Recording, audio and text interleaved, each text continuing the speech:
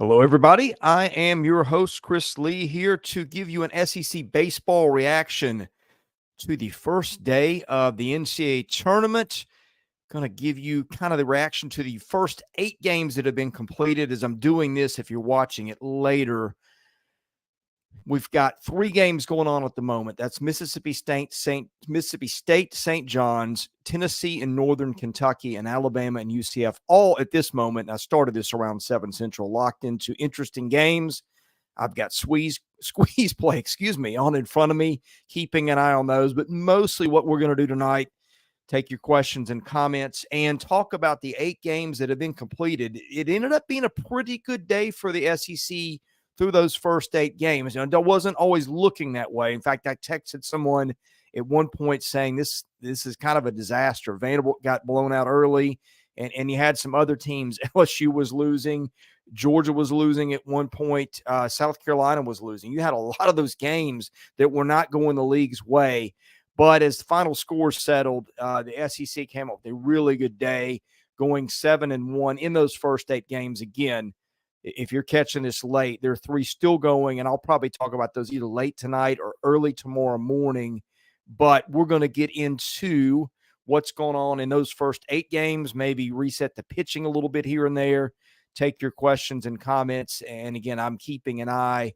I've got squeeze play in front of me so I can watch the other 3 games going on. So if something interesting happens there, we can talk about that. But a reminder, our channel brought to you by BetOnline, your number one source for all your summer sports this season, from MLB, golf, the NBA, and all NHL playoff stats. All the latest news, stats, and scores available to follow your favorite teams.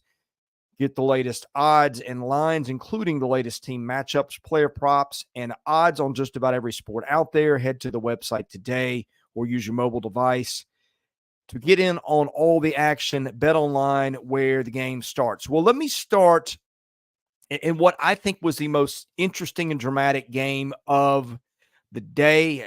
I think if you saw this end live, then you probably agree with that. Although there were several dramatic innings today, or dramatic, maybe not endings, but last couple of innings.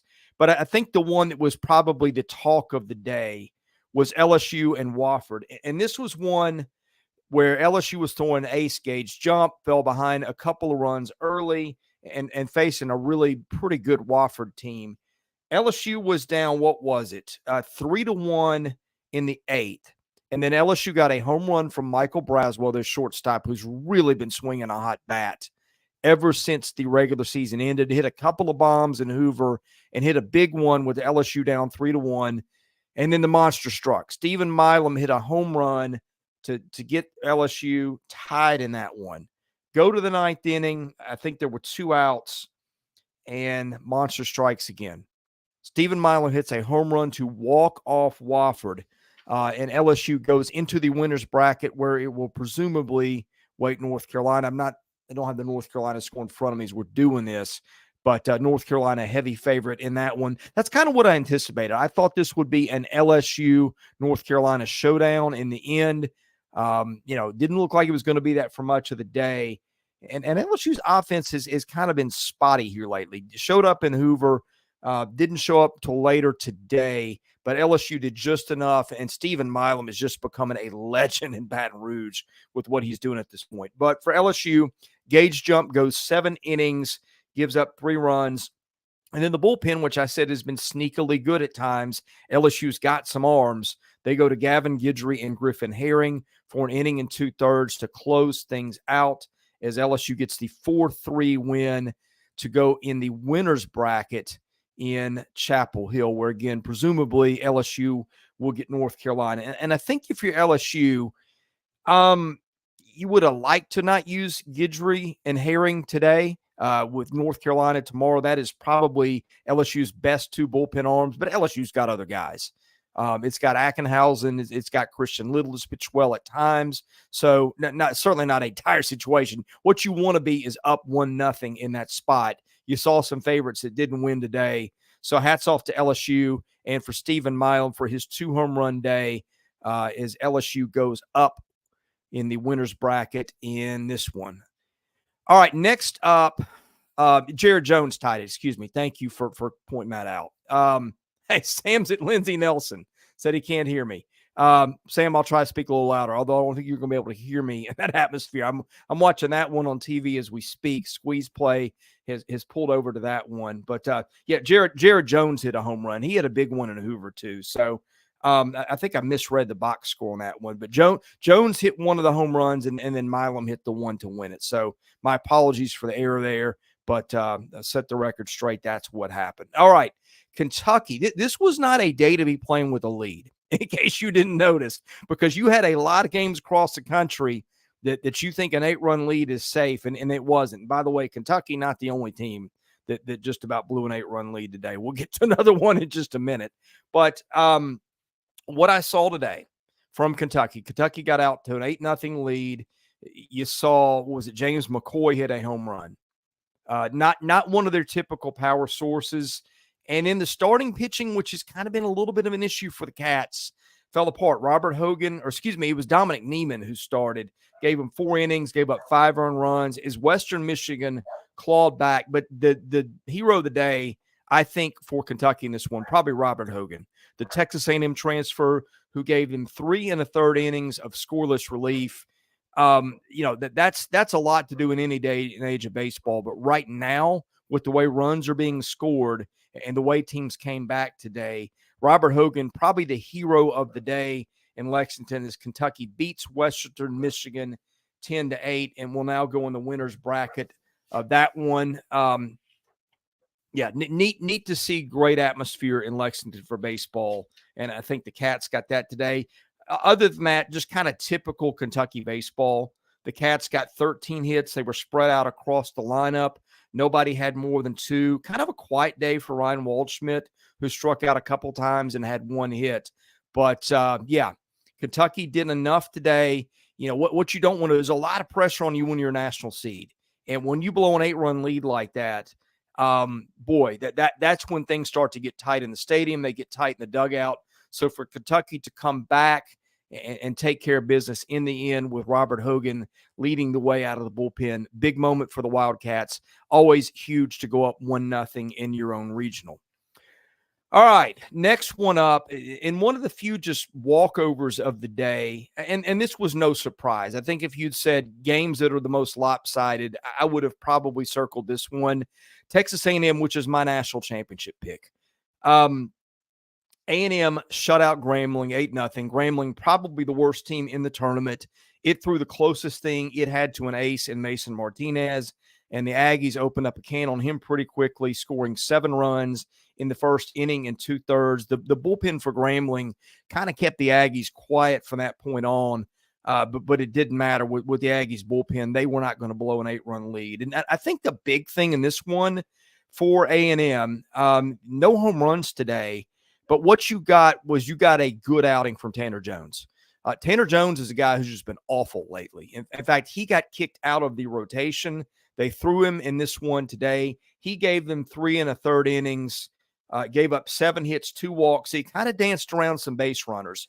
But as I've said this all along, the Aggies have got a really, really good and deep bullpen. And one of the best arms in that bullpen is Brad Rudis, who came in, went an inning and 2/3 in relief of Jones, settled things down, held them scoreless. Weston Moss, one of their probably top 10 or 12 guys on the staff, came in, gave them an inning and 2/3. And then Eldridge Armstrong, probably outside that top 10 or 12 arms that Jim Schlossnagle likes to use, got them the final 2 1/3 innings. And I think that's something that you really like. Once you get in the winner's bracket, it's not just being up 1-0. It's what kind of pitching did you use or not use. And boy, we're going to get to that on some other teams here in a minute.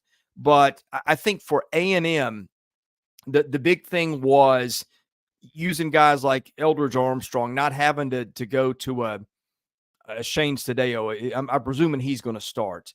Not having to go to Evan Ashenbeck, somebody like that. Being able to save your big guys for that Saturday night game, which is usually the biggest game in your regional. You're usually a 1 play and a 2 or 3 that's won. That's the game that usually decides the regional. If you win that game, more often than not, I hadn't looked at the stats, but I would bet they bear me out on this, you will probably win your regional. So A&M has really held on to the bulk of the better part of its pitching staff going into game 2 on Saturday. Again, that's a thing that a lot of teams at this point cannot say. All right, one of the more exciting games of the day, probably the two most exciting. LSU beating Wofford was one. This was the other one. South Carolina felt like played from behind a good bit of the day against James Madison, which was one of those teams that was supposed to be one of the last teams in the tournament. But, those teams were kind of pesky today. Vanderbilt found that one out on its own. We'll get to the Commodores in a minute. But Carolina goes with Eli Jones. He goes 4 1/3 out of the gate, gives up 3 runs, 2 earned, kind of what he's been doing lately, although he's maybe their best arm. Ty Good comes on in relief. Was not good, no pun intended, gives up 2 earned in an inning. And then they go to Chris Veach, who was admirable in this one, I would say. Gives him 4 2/3 innings, holds him to 2 runs. But what he did is he kept his team in the ballgame. And then what happened? Cole Messina got up in a big spot with Carolina down 2 in the ninth, and he does what Cole Messina has been doing for 2 weeks. He hit a tank to left. That tied the game, and South Carolina went to the 10th inning and got a sacrifice fly. And that one, I can't remember who that was. It may have been Kennedy Jones. But in any case, Carolina hangs around, stays just close enough. And then Cole Messina, the hero, as he's just been so many times the last few weeks. Carolina kind of played vintage Carolina baseball today. The pitching maybe not up to the better staffs that Ray Tanner had, but what this lineup always had is guys that could hit some bombs. And they got that today out of Jackson, Messina, Kennedy Jones, Tippett. So for Carolina, if you're Mark Kingston, what you like to see is you got back to those power hitting ways that you had, and your bullpen was just good enough. Now, look, here's the problem if you're South Carolina. You've thrown maybe your best starter in Jones. Good has been one of their better middle relievers, and Veach is probably the guy. One of the 2 guys on that staff that I probably trust the most. So that's a little bit of an issue for South Carolina. Is you're going to presumably play NC State. I don't know how that one is going at the moment, but you like to have the win, yes. Would you like to have some arms maybe in reserve that you didn't have today? Yeah, maybe so. But, hey, everybody didn't go up in the winner's bracket that was favored today. So the biggest thing was Carolina got the win and moves on in the winner's bracket. Again, presumably to play NC State. I don't have that score in front of me as we're doing this. I've got squeeze play on my TV, and it's showing me 3 games at once. So that's not one of the games. And again, if you're catching this, thank you, Dark Knight. NC State up 3-1 in that one. If you're catching this later, I'm reacting to the 8 games that have finished as I'm doing this. And we've got 3 more going on at the moment, all pretty interesting games as I do this. So I might touch on those a little bit as we get to the end of the broadcast, and I'm watching those on Squeeze Play. But of the 8 games that got wrapped up today, I think South Carolina and LSU were the 2 most interesting, and both those teams came out winners thanks to late-game home run heroics. All right, here's another one that was more interesting than probably it should have been, and I did kind of warn people on this one a little bit. Georgia's pitching has kind of backslid lately. And Army, I thought, had better pitching maybe than it showed today. Of course, you can have great pitching, and against Georgia, that doesn't do you a whole lot of good. But anyway, Army got up in this one 2-0 in the first inning, and I felt like was either ahead most of the day or right within striking distance. I guess the big thing in Georgia does come from behind to get a win at the end. Christian Maracna gets the win in that one, going an inning in the third. No one runs, but this was just a back-and-forth arm game between Georgia and a very gritty Army team. The offensive star for this one, well, there's 2 of them. First of all, Charlie Condon, who had 3 hits today, also took 2 walks, so he reached base 5 times in that one, had a solo home run. And Slade Alford, the Mississippi State transfer, who had 3 hits, 3 RBIs today. Condon had the only home run for Georgia, which is kind of unusual. So in any case, Georgia beats Army 8-7, goes up in the winner's bracket in the Athens Regional, and what a lot of people think is one of the more winnable regions out there for the home team. So Georgia, I don't know the last time Georgia hosted and went up 1-0 in game 1, but it's been a few years. So Bulldogs getting back to that winning baseball that they played so much under Dave Perno and go up on Army in this one today. All right, next one up in order that I've got these. Florida beats Nebraska 5-2. And one of the cool things about postseason baseball sometimes is when you see some stuff that you're not expecting. And we talked about Florida. Ty Evans got hurt, who's their second best hitter behind Jack Caglione. And that put Ashton Wilson into the lineup. And he hadn't had more than maybe 30 or 40 at-bats all year. What does he do today? He gives them 4 hits, hits a home run, knocks in 3 runs, and was the offensive star of Florida's 5-2 win over Nebraska. And then Nebraska was a Big Ten champ. That was not an easy first game. So Florida, I think the big story is we've talked about Florida's pitching. And this is a young staff, probably the youngest pitching staff in the conference. And boy, they are talented, really talented. But in the SEC, in this day and age of hitting, more often than not, these talented pitching staffs, especially the young ones that struggle with control, get battered around. And that's been the case for Kevin O'Sullivan and Florida a bunch this year. So Florida goes with Liam Peterson, one of its better young arms. He gives them 5 1/3 innings. They go to Fisher Jamison, one of their better bullpen guys. He gives them an inning and a third of scoreless relief. And then Brandon Neely gets his 3rd save of the year by going 2 1/3 scoreless innings. So Florida holds Nebraska down. The final 3 innings, just allows solo runs in the 1st and the 6th. And again, the big star there is Ashton Wilson, but Cade Curlin also got a home run in this one. He's a guy who can really be streaky at times. They didn't get much out of Shelton today. They didn't get much out of Caglione. If you think Florida gets 14 hits and wins a game, you're going to guess that Shelton and Caglione had big days. They didn't. Again, it was Ashton Wilson today with the big helping of Cade Curlin in this one, as Florida goes into the winner's bracket against Oklahoma State, a team that I think is probably going to be in Omaha. Oklahoma State's really, really good, guys.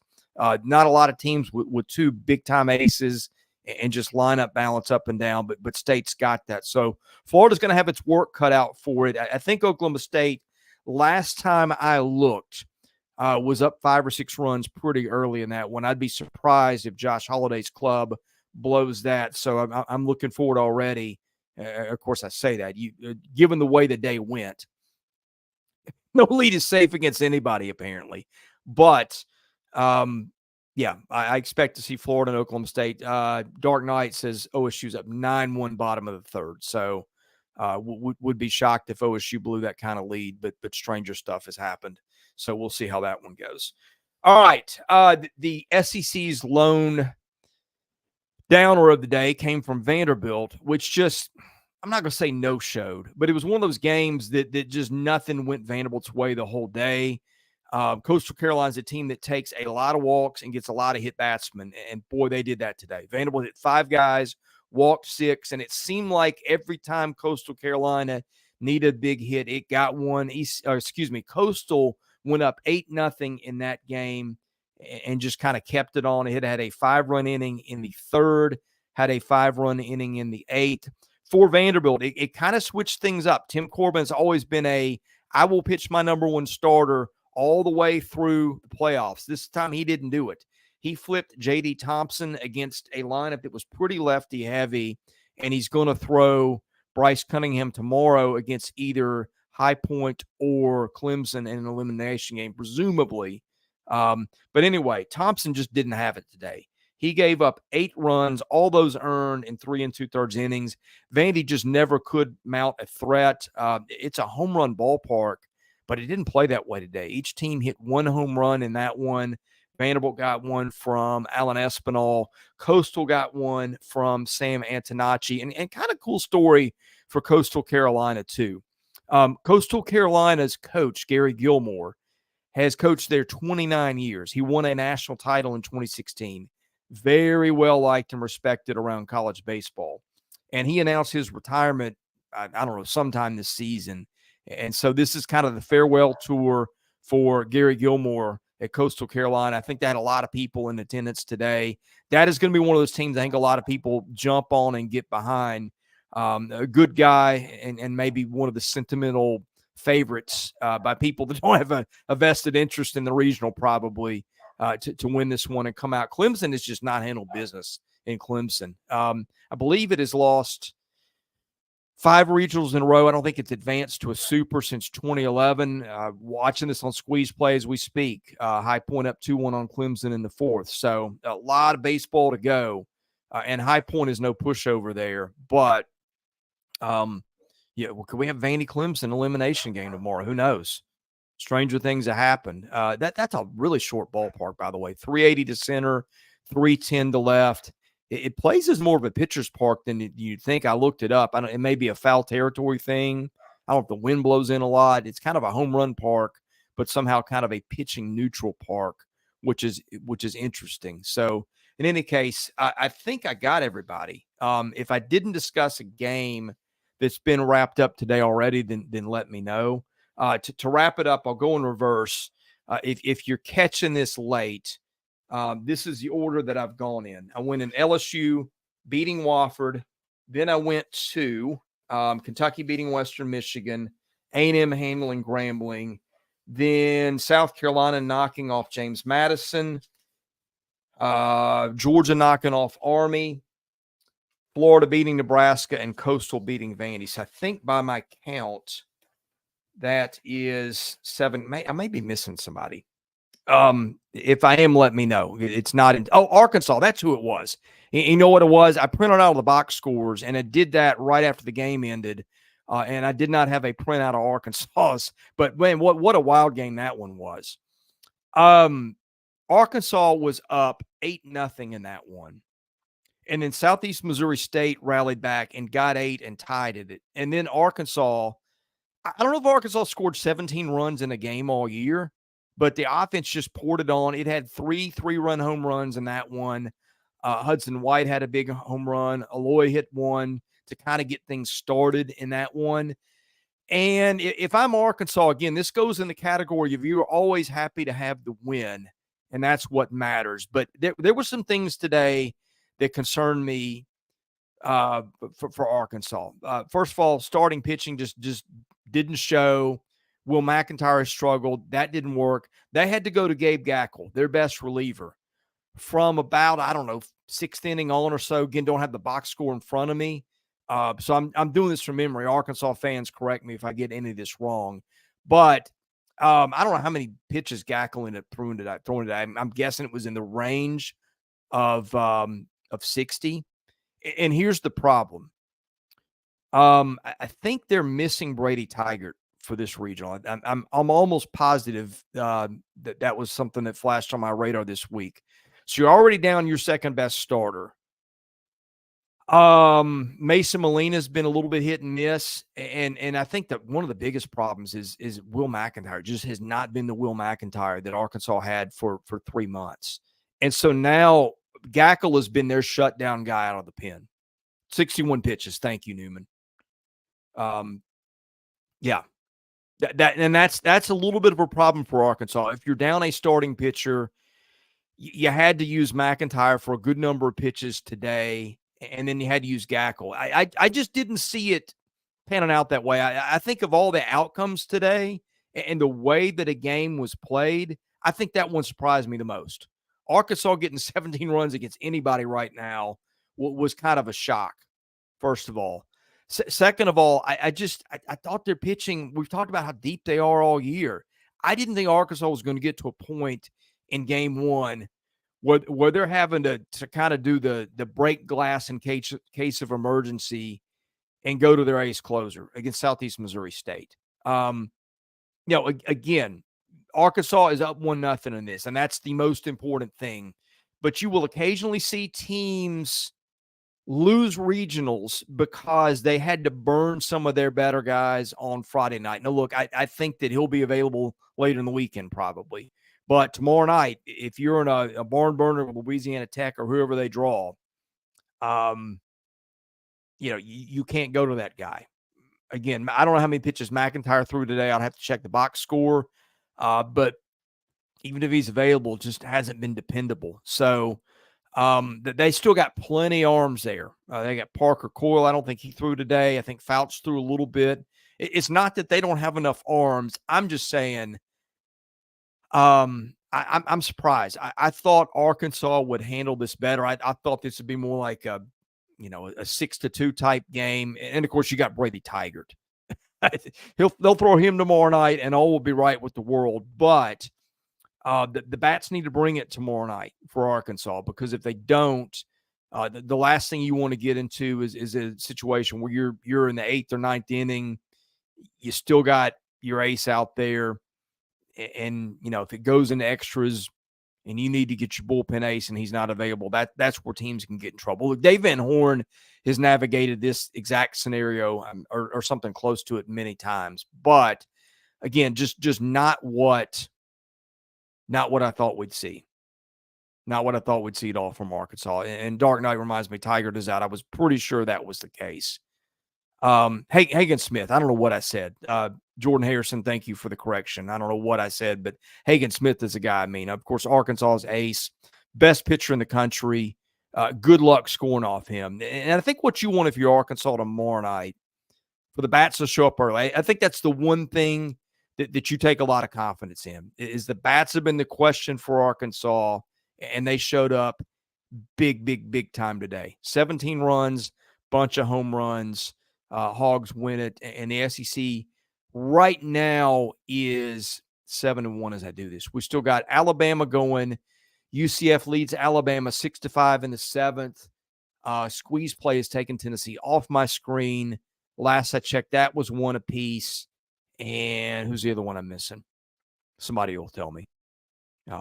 Any case, all I can see right now, you got Clemson and High Point going on. Clemson has just,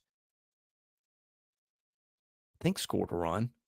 I'm not sure what happened there. And Alabama and UCF locked in a 6-5 game. So let me go back. Tennessee's up 3-1, Dark Knight tells me. So they must have hit a bomb since I've been doing this in the last few minutes. So let's see. What have we got here? Our man Sam's at Lindsey Nelson. Blake and Max suck. I'll let them know that, Sam. Hope you're enjoying your time there.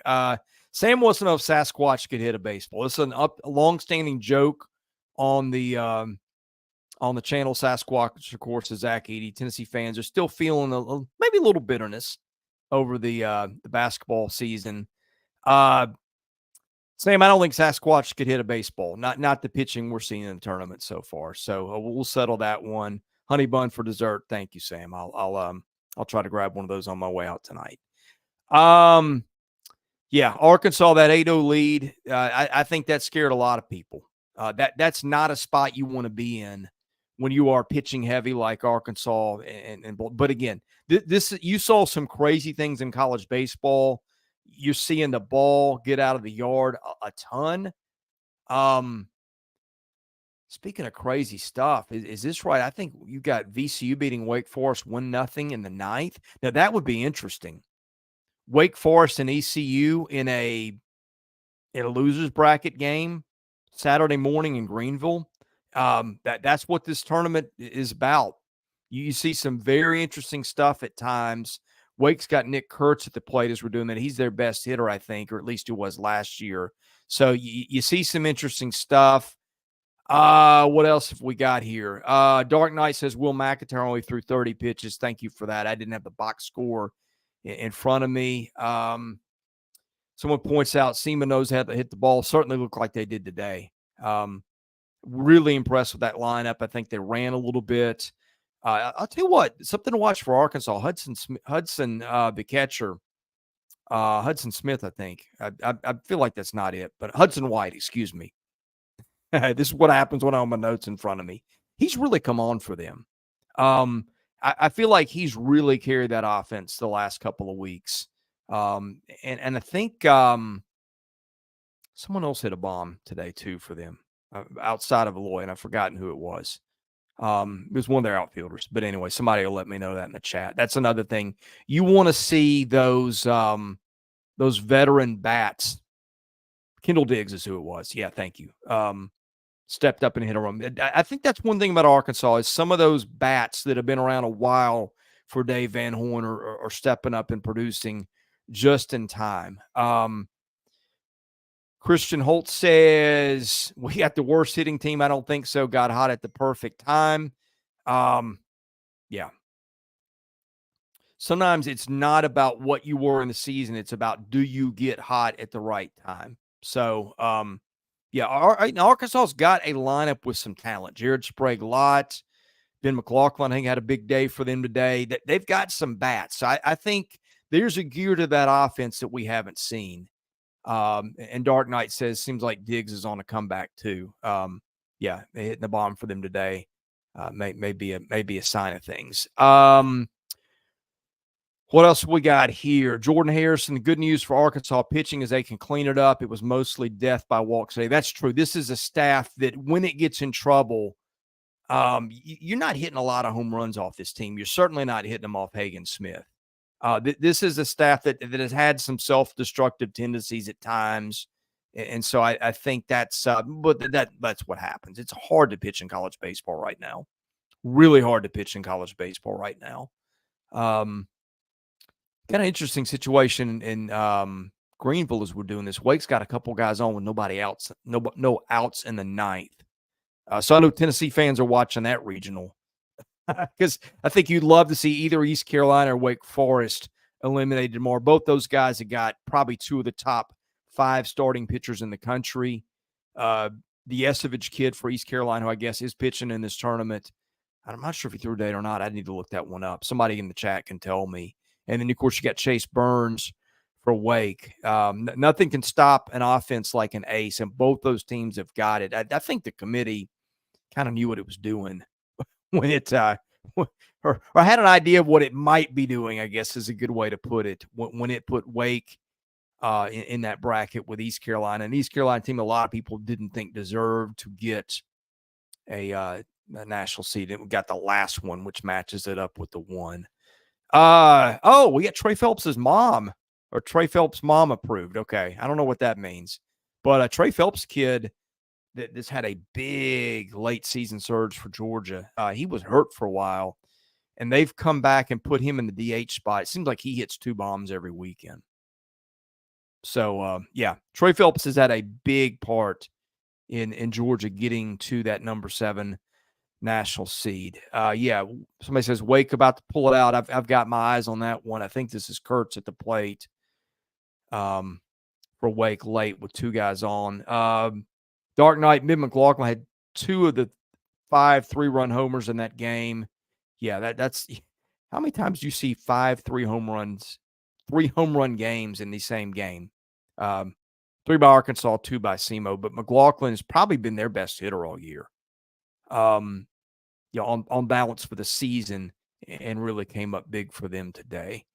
What have we got here? Oklahoma State now up 11-1. That's no surprise. I think Oklahoma State, outside of the SEC and the ACC, which has dominated college baseball this year, I think is the best team and has got a real shot to win the whole thing. I think Wake just hit a loud foul ball to left. I thought that was going to maybe walk it off here, but it did not. Yeah, when you've got 2 studs in your rotation and you've got a lineup that hits bombs, that is the perfect formula to win this day and age. I think Oklahoma State might be your national title contender that people aren't talking about enough. I say that. I live here in the South. I'm in the Nashville area, and so it's SEC dominated. I did not pay as much attention to the college landscape outside the SEC this year as I usually do, and that's just because we're doing a lot of stuff here, and I want to make sure our SEC stuff is really good. But looking up Oklahoma State as I did my tourney prep, Josh Holliday's, he's done a great job in Stillwater, first of all. Second of all, I just think that is a really, really balanced team, and those are the kinds of teams that usually win it when you've got a couple of pitching studs and you can hit. In fact, they could probably get by with less hitting if their 2 guys throw that well. You've seen this done in that tournament before. Remember the run Ole Miss made a couple of years ago. Ole Miss got a couple of starters who'd been good during the season, and they got a heater like they'd not been on all year, starting in the regional. and Ole Miss ran the table and ended up winning in a year that nobody saw that coming. In fact, nobody thought Ole Miss would be in the tournament. So yeah, that's Oklahoma State has got that type of team, I think. And there's a few teams that have got that type of team. I think there's a lot of teams that could win it this year. I picked A&M just because I think it is a very complete team. And you got some teams in the league that can make that kind of claim. Tennessee's one of them for sure. LSU's getting to be one of those teams. Mississippi State, I think, one of those teams, although the hitting has been really erratic. That's another one. We didn't talk about State at all tonight because they're still playing. But that's one. I think State's an Omaha team. We'll see how that goes. They were locked in a tight one in this one earlier tonight. I think Cal Steven was going for them tonight. So I'll pull up the scoreboard while we're doing the second watch along. But if you guys want to give me scoreboard updates in the chat, that'd be great. Okay, Tinker says Vols are now up 6-1. Not a big surprise there. Northern Kentucky doesn't have much of a pitching staff. Now, we'll say they will hit the ball. They will really, really hit the ball. But A.J. Causey came down early in that one tonight and I think really settled things down when – I'm not going to say things were about to go off the rails for Tennessee, but reading Twitter, there was a little bit of panic maybe. And Causey came in and does what he's been doing all year. So I'm going to presume that Tennessee up 6-1 with that bullpen is in a pretty good place. Alabama, give me an update on Alabama. 6-5 last time I checked. And again, I'm at the mercy of squeeze play of what it wants to show me at the moment. So if I'm lagging on games, that's what's going on here. But I am going to pull up a scoreboard on the screen too, because God knows what I need. Here's another distraction. But yeah, give me your questions. Oh, Bama's now within 6-6. Okay, so that's an interesting game with Central Florida. Dark Knight says Texas has taken Louisiana to the woodshed. Look, if this is next year's SEC, there's 13 teams in the tournament. I think Texas, my one worry for A&M is that A&M wasn't quite the same team the last couple of weeks. And Texas has got some talent. If Texas gets on a heater, it could make that one interesting. I thought Louisiana would probably win that first game. I just thought the pitching was better, and that's a team that can small ball you a little bit. Matt's got something to say here. Let's see what's that. Glad you could take time off controlling the Kentucky basketball podcast that you're on the Dirty Vols over here, Tinker. All right. I think we got a little rivalry between the Cats and the Vols. Maybe that'll see the baseball. That'd be fun. That'd be a lot of fun. Those are two fan bases that are really starting to get into it now. Tennessee's really within the last 3 years, and I think Kentucky's maybe hosting a regional last year. I feel like I saw a lot more excitement around Kentucky baseball this year between making a super last year. And I feel like Lexington showed up pretty well for that regional last year, and then Kentucky had the misfortune of getting sent to LSU, and you know how that ended. The same way it ended for everybody else in college baseball last year. Mississippi State tied at 2 in the ninth. That was my concern about State, is that lineup, they're talented, man. Hunter Hines, Dakota Jordan, really talented guys. I think we're going to see playing big league ball one day and maybe for a long time. But both those guys absolutely went to the deep freeze in Hoover. Jordan so much that he got benched. Jordan was due up in the ninth in an elimination game. Actually, it wasn't an elimination game, I don't think, against Vanderbilt, and he got pulled, which you don't see that often. You don't see a guy that's due up in an inning get pulled when you're a first-round bat. And that's how bad it got for Dakota Jordan last week. Hines wasn't a lot better. I think they went like a combined, 1 for 34 in the first couple of games, first few games in Hoover. Maybe the whole tournament, I guess it was. And Hines was a kid that just got on a tear at times, and it didn't translate. How about that? VCU's just beating Wake. Wake got 3 hit. What in the world happened there? So you got Wake and East Carolina in an elimination game tomorrow. So if you're Tennessee, you're loving that. Because one of these teams is going to have to burn through a lot of pitching. And then face ECU, let's see, VCU, and who was it that beat ECU this morning? I've gone blank on that one. I got enough just keeping up with the SEC. Evansville, that's who, and Evansville was a tough 4 seed. I thought you kind of had 2-3 seeds in that one. And sometimes that bites you. I don't think sometimes the committee does a great job with parity, although you can argue ECU didn't really deserve to be there. I thought Evansville should have been probably a 3 in another region, but that's what happened. And so now who had Evansville and VCU playing in the winners bracket? I did not. I still think eventually either Wake or East Carolina gets out of this thing. Probably Wake. But, man, that's the fun of college baseball is you see some weird stuff that nobody had coming.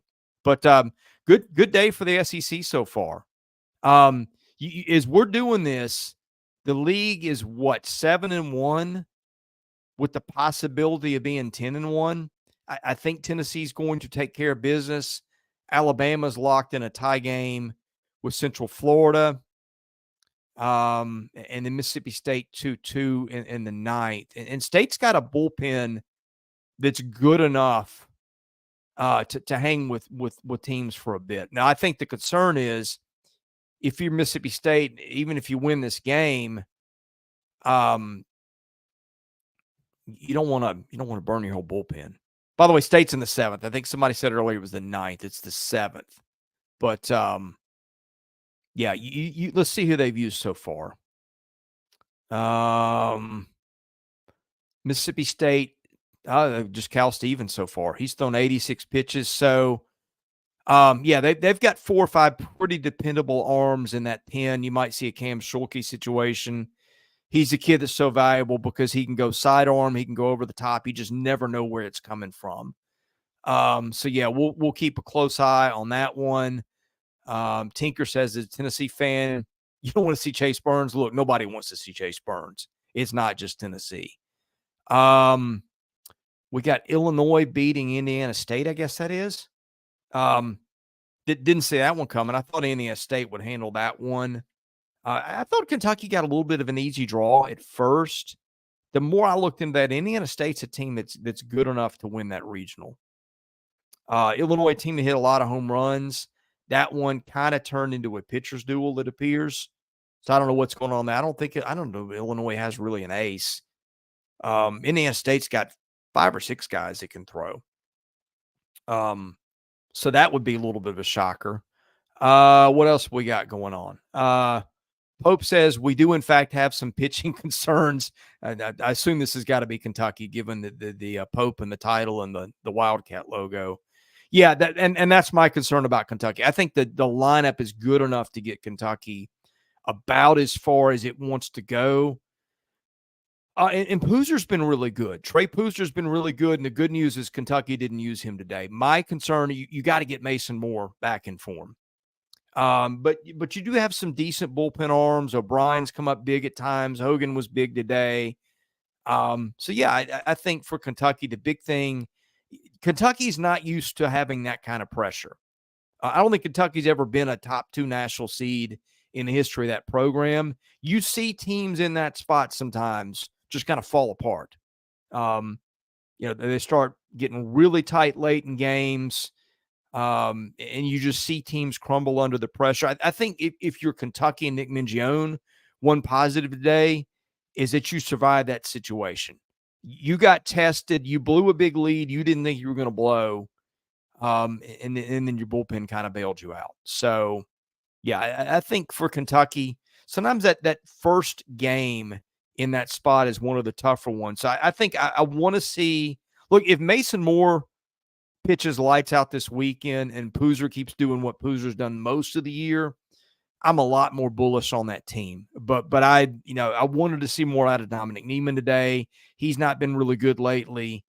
But yeah, if you're Kentucky surviving the advance, that's the big thing. And the Cats did today. Oklahoma up 6-0. To be honest, I didn't scout that regional very well because I focused on the 11 regionals with SEC teams in them. That's 44 teams. That was pretty much enough to keep me busy all week and then some. But, Oklahoma got Oral Roberts in game one. This wasn't the Oral Roberts team of last year, which that was a joke. ORU was a 4 seed. I remember looking at its last year. That team went 26-1 in its league. And I know it's a Summit. I know the Summit sucks. But you beat anybody 26 out of 27 times, and you've done something. And that team proved it by getting to Omaha. But this is not the same Oral Roberts team as it was last year. Oklahoma taking care of business in that one. What have we got? We've still got a tie game with Mississippi State and St. John's, but I see State's got a guy on second with one out. I think that's Logan Kohler. And State had a weird end of the year. All the guys that weren't hitting, other than maybe Hysack and Rashawn, started hitting, and the guys that were their studs stopped hitting. So I'll be interested to see how that goes for State. And other games, High Point and Clemson are tied. Loser of that one meets Vandy in a morning elimination game. UCF and Alabama are in the 8th. I think that's Alton Davis that's on for Alabama. Very talented relief arm. The season didn't kind of go the way he thought it might. Ronaldo Silva wants to know thoughts on UNC Wilmington blanking Georgia Tech. I don't know. Is that one final? That would be a surprise because Georgia Tech with Drew Burrs could really hit the ball. And that's been Tech's MO for a few years now. Okay, that one's in the 6th, it looks like. And Georgia Tech's only got 2 hits. I'm gonna take a look around the scoreboard. Here's what we got. Nichols and Irvine are in an 11-9 game in the 9th. Irvine was up big in that game. I think it was up. Oh, Nichols had just hit I think a 3-run home run as I'm watching. No, they just hit a grand slam. Literally, as I'm watching this, I guess Nichols just hit a grand slam because it was down 11-8 and is now 12-11. Nichols in the top of the ninth. Nichols was down big in that one. And that was one of the 4 seeds. It was a pretty good, a really good 4. I don't know if it's a grand slam or not, but ESPN just posted 4 runs at once. That's the only thing that makes sense to me. So I don't know if they were just late on the draw there, but Nichols has gone up 1 on UC Irvine, headed into the bottom of the 9th. UNC in Long Island in a white knuckler. Didn't expect that either. LIU not one of the better 4 seeds in the tournament, I didn't think. North Carolina's up 5-4, and this is the part I talk about. Just be glad you win, because you do see some teams that struggle in that opener. There's a lot of pressure on those national seeds, especially at home. Maybe Carolina's feeling it a little bit tonight. Texas up 12-4 on the Indianas. We're doing this. Tennessee beating Kentucky 6-1 in the 5th. I think looked like maybe Blake Burke hit a home run. I saw the ball leave the yard out of the corner of my eye a minute ago, but didn't see who it was. But it's just in Tennessee. It's another home run. So what else we got? We got NC State beating Bryant. So that would put NC State, if that score holds, in South Carolina in a Saturday night winners bracket game. Niagara's just put up a few on Oklahoma State here to make that 11-5.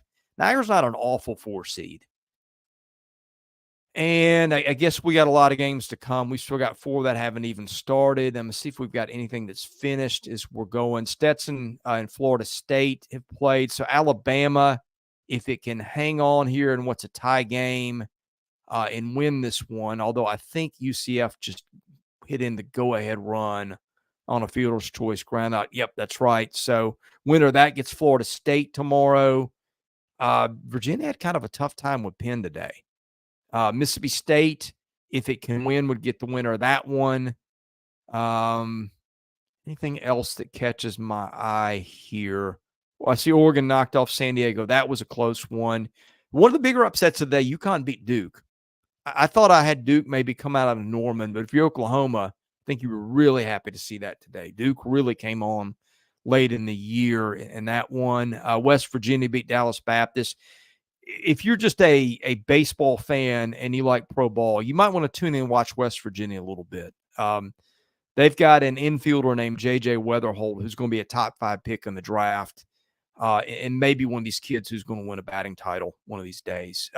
If you like your hitters in college baseball outside the SEC, he and Travis Bazzana of Oregon State are probably the two guys you want to watch. Those guys are super talented and going to be really, really good ball players one day. But yeah, let's okay. Tinker says it was Amick that hit the home run. So thank you for letting me know that. I just saw the ball leaving the yard.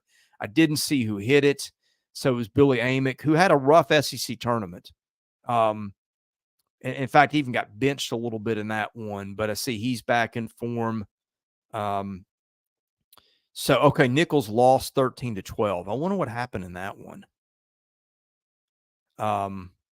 Irvine must have walked him off pretty quickly in the night. I think ESPN's a little slow on the draw with its scoreboard here, so I apologize. I'm working off that one, but I don't think they're updating the scores necessarily in real time. Well, some of them they are. So yeah, as we're doing this, if you're catching this late, I've gone through the 8 games that have been completed. Tennessee and Northern Kentucky are going on right now. Alabama and UCF are going on right now.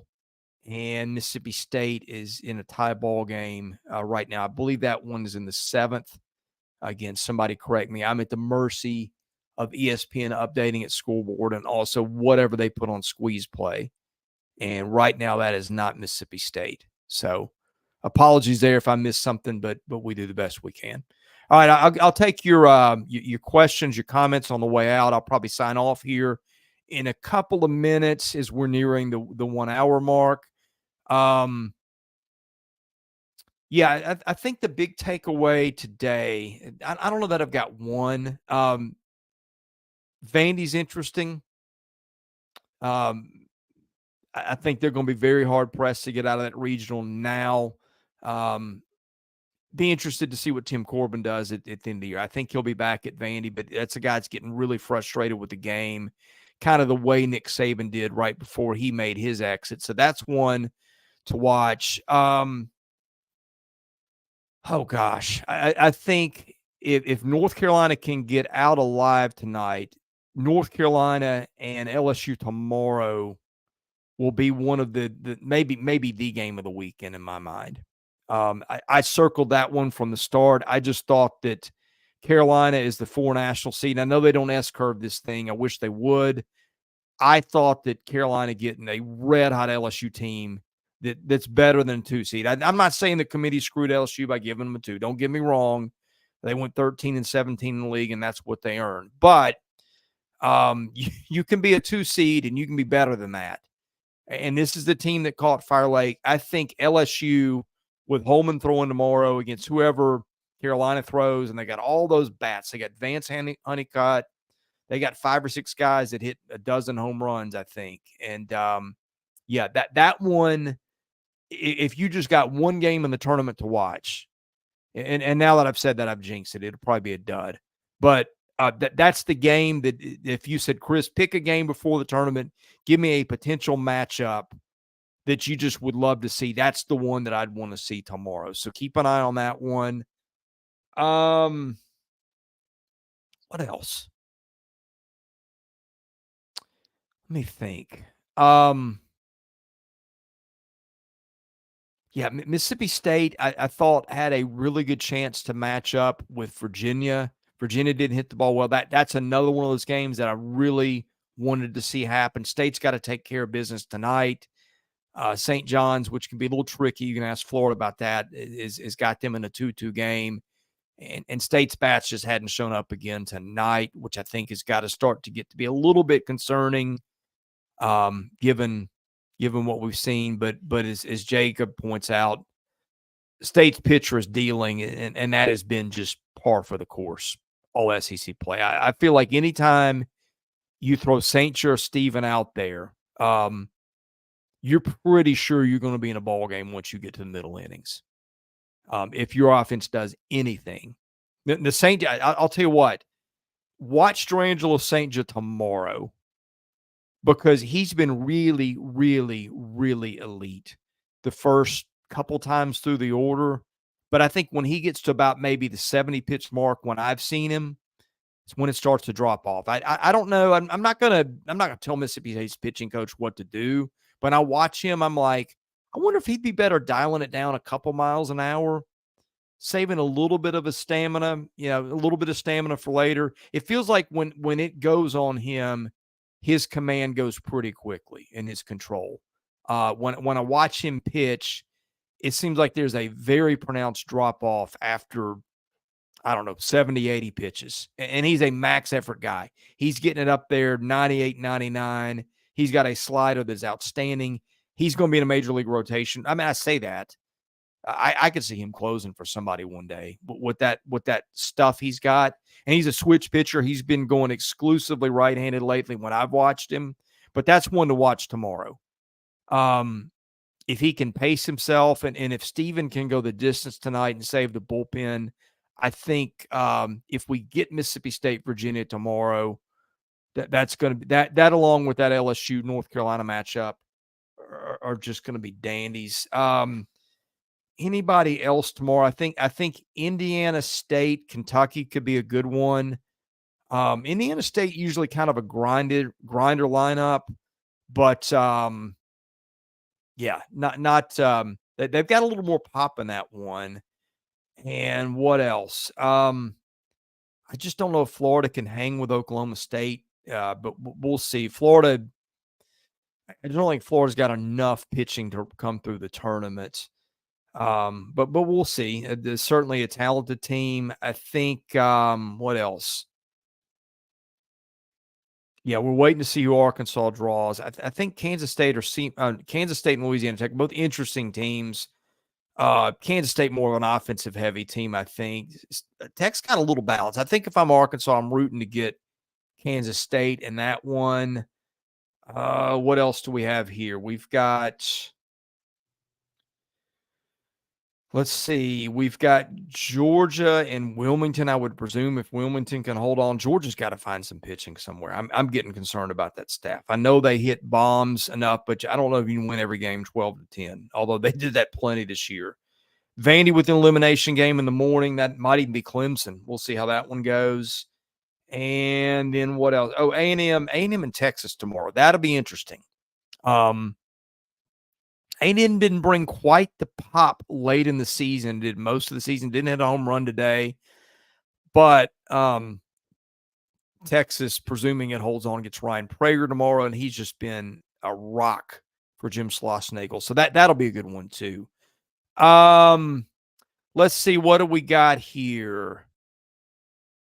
Overall takeaway from Arkansas pitching day. Greg, I was disappointed.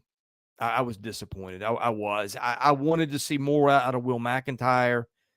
I wanted to see better starting pitching. I didn't want to see them go to Gabe Gackle. I did not have Gackle throwing that many pitches against SEMO in game one on the bingo card. That's what happened.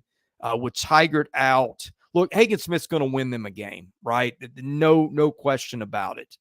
But I'm worried about that hurting them in a Saturday night championship scenario, and maybe then needing to go to Monday. Now, Arkansas can still pitch with just about anybody, but I did not think they were going to have to use Gabe Gackle that early. Now I'm presuming you don't get him back till maybe a Monday night. And if you're Arkansas, you're hoping you don't get there. Jacob, you're right about that. 20 strikeout complete game incoming tomorrow. I heard it mentioned tonight that they might stretch him out a little bit more. That's one way to save a bullpen. Just throw Hagen Smith and let him go as long as he can go. Roman says High Point just went up on Clemson. Boy, that's a team that's going to be feeling the pressure after not getting out of a regional. I think 5 straight times there. High Point putting up a fight. Not a shock. That was UCF played 108 games. I don't know. That's news to me, Matt. Somebody calling me out about an LSU regional preview. We did have one. What we did is we took the 5 teams that were national seeds. We gave them all a separate preview, and then we went the other 6 and lumped them into one video, which we put out on, I believe, Thursday afternoon, maybe Thursday early afternoon. So it's in there. It's in there, James. It just is lumped in with some other teams. And I think Well, I can't remember what I ate for breakfast today, but I feel like LSU was one of the first couple we talked about. So we did do that. St. John's, Mississippi State game, 2 pitchers on complete game watch. Man, when's the last time you saw that? I can't even remember. Here's a question. If Durangelo St. just gone mostly righty lately, do you have a pitch count for both arms? Can you bring him in, let him throw 100 pitches one day, righty, bring him back 100 lefty the next day? I don't think that's how that works, but I've always found that kind of amusing. So I don't. It'd be interesting too to see what St. Just does. Presumably, I'm presuming they're going to throw him tomorrow. I hadn't checked the announcement, but I don't know why you wouldn't. But I don't know. He's just been. I think the last couple times I've seen him, I don't know that he went lefty once, which is weird because he's a natural lefty. He started throwing right hand, I think, because that's what his dad did. So, yeah.